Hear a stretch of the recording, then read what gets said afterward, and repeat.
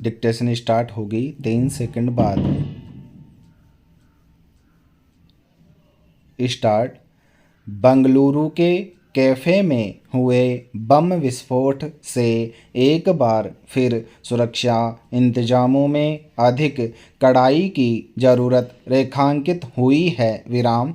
हालांकि घटना के बाद प्रशासन तुरंत सक्रिय हो गया और उसने दोषी को पकड़ने के लिए जाल बिछा दिया। विराम। गनीमत थी कि विस्फोटक हल्की तीव्रता का था और उसमें ज़्यादा बड़ा नुकसान नहीं हुआ। विराम। उसमें 10 लोग घायल हो गए। विराम। पता चला है कि शुक्रवार की दोपहर एक युवक बैग लेकर कैफ़े में घुसा और कुछ भोजन का आदेश देने के बाद बैग वहीं छोड़कर चला गया। विराम। उसके कुछ देर बाद ही धमाका हो गया। विराम। सीसीटीवी कैमरे में उस युवक की तस्वीर कैद हो गई है। विराम। पुलिस अभी इस घटना को आतंकवादी साजिश मानने से इनकार कर रही है। विराम। गैर कानूनी गतिविधि अधिनियम के तहत प्राथमिकी दर्ज कर ली गई है। विराम। हालांकि पुलिस इस विस्फोट का अध्ययन करीब 14 महीने पहले मंगलुरु में इसी तरह एक प्रेशर कुकर में हुए विस्फोट से जोड़कर करने का प्रयास कर रही है। विराम।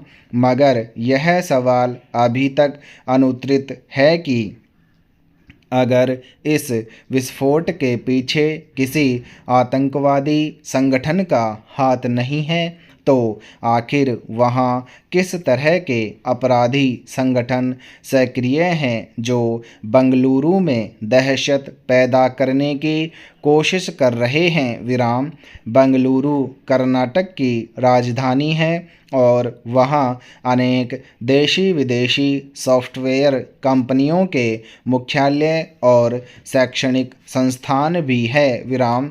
किसी व्यावसायिक शहर में इस तरह विस्फोट की घटनाओं से वहाँ के कारोबारियों के मनोबल पर बुरा असर पड़ता है। विराम। खासकर विदेशी कंपनियां ऐसी असुरक्षित जगहों पर अपना कारोबार चलाना ठीक नहीं मानती। विराम। इसलिए भी कर्नाटक सरकार के लिए यह विस्फोट एक चुनौती की तरह हुआ है। विराम। स्वाभाविक ही इस घटना के बाद बंगलुरु की सुरक्षा व्यवस्था को लेकर सवाल उठ रहे हैं। विराम। हालांकि ज़्यादातर सार्वजनिक स्थानों पर अब सुरक्षा की दृष्टि से जांच के कड़े इंतजाम किए जाते हैं। विराम। थैले आदि की विशेष रूप से जांच की जाती है। विराम। इस तरह ऐसी जगहों पर बैग वगैरह में विस्फोटक छिपा कर ले जाना और अपनी साजिशों को अंजाम देना अपराधियों के लिए आसान नहीं होता है। विराम। मगर जिस कैफ़े में विस्फोट हुआ वह एक छोटी सी जगह है, इसलिए वहाँ जांच के ऐसे उपकरण इस्तेमाल नहीं होते रहे होंगे। विराम। शहरों में ऐसी अनेक छोटी छोटी जगहें होती हैं जिनमें 20-50 लोगों के बैठने और नाश्ता भोजन आदि की व्यवस्था होती है। विराम। ऐसी जगहों पर प्रायः मशीनों से लोगों और चीज़ों की जांच के इंतजाम नहीं किए जाते। विराम। उसी का फ़ायदा बंगलुरु विस्फोट के अपराधी ने उठाया। विराम। आतंकवादी गतिविधियों से सबसे अधिक खतरा ऐसी ही जगहों पर होता है जहां भीड़ भाड़ अधिक रहती है और बाजार में जांच आदि के पुख्ता इंतजाम नहीं होते। विराम। आतंकवादियों और शरारती तत्वों के लिए ऐसी जगहों पर अपनी साजिशों को अंजाम देना और कम विस्फोटक के जरिए अधिक से अधिक नुकसान पहुंचाना आसान होता है। विराम यह ठीक है कि हर छोटी छोटी दुकान का मालिक ग्राहकों और उनकी वस्तुओं की जांच की व्यवस्था नहीं कर सकता, मगर ऐसे इलाकों के प्रवेश द्वारों पर सरकार की तरफ से जांच के इंतजाम तो किए ही जा सकते हैं। विराम हालांकि अक्सर देखा गया है कि जिन जगहों पर ऐसे इंतजाम हैं भी वहाँ जांच उपकरण ठीक ढंग से काम नहीं करते। विराम बंगलुरु की घटना एक तरह से देश के सभी संवेदनशील शहरों में सुरक्षा इंतजाम को लेकर चेतावनी की घंटी है। विराम पैरा दुनिया में कहीं भी युद्ध चल रहा होता है तो उसमें शामिल दोनों पक्ष एक दूसरे को कठघरे में खड़ा करते हैं। विराम इजरायली सीमा के भीतर घुसकर जब हमास ने हमला किया था तब तमाम देशों ने हमास की आलोचना की थी और इजराइल ने अपने जवाबी हमले को बचाव की कोशिश बताया था। विराम मगर उसके बाद से युद्ध जिस शक्ल में जारी है, इजरायली हमलों में गाजा पट्टी में करीब 30,000 लोग मारे जा चुके हैं, उसे देखते हुए अब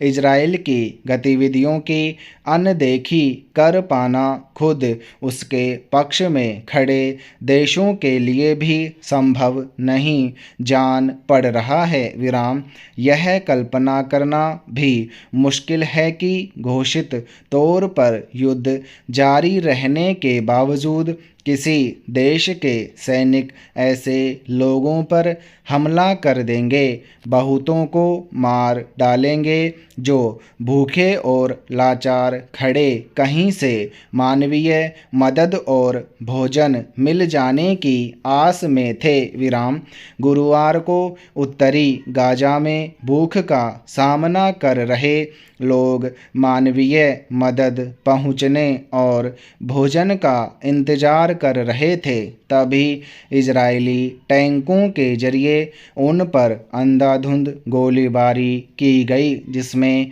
112 लोग मारे गए। विराम इजरायली सैनिकों की इस कार्रवाई के बाद जहां अमेरिका और फ्रांस जैसे सहयोगी देश भी नाराज और दुखी हैं, ब्राज़ील, जर्मनी आदि कई देशों सहित संयुक्त राष्ट्र महासचिव ने भी निंदा करते हुए इसकी जांच की मांग की है, मगर इजराइल के रुख में कोई नरमी नहीं दिख रही। विराम भारत ने भी कहा है कि इस तरह से इतने लोगों का मारा जाना और गाजा में स्थिति अत्यंत चिंता का विषय है। विराम सवाल है कि आज क्या तमाम देशों की सहमति से तय किए गए अंतर्राष्ट्रीय नियम कानूनों पर अमल की अनिवार्यता समाप्त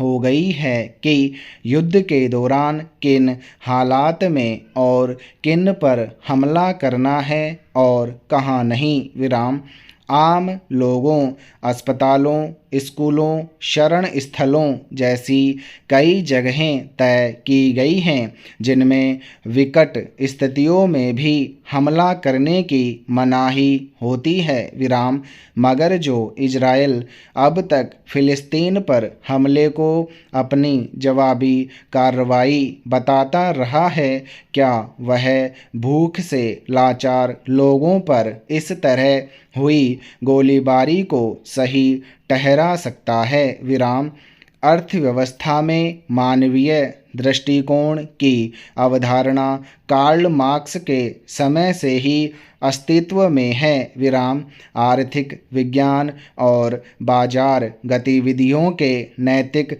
आयामों का विश्लेषण करने वाले विद्वानों का मानना है कि अब भी हम अर्थव्यवस्था के मानवीय चेहरे की तलाश में हैं। विराम। मानवीय अर्थव्यवस्था में गरीब कल्याण, श्रमिकों के साथ बेहतर व्यवहार, सामाजिक रूप से जागरूक निवेश, निष्पक्ष प्रतिस्पर्धा आदि तत्व शामिल होते हैं। विराम समाप्त।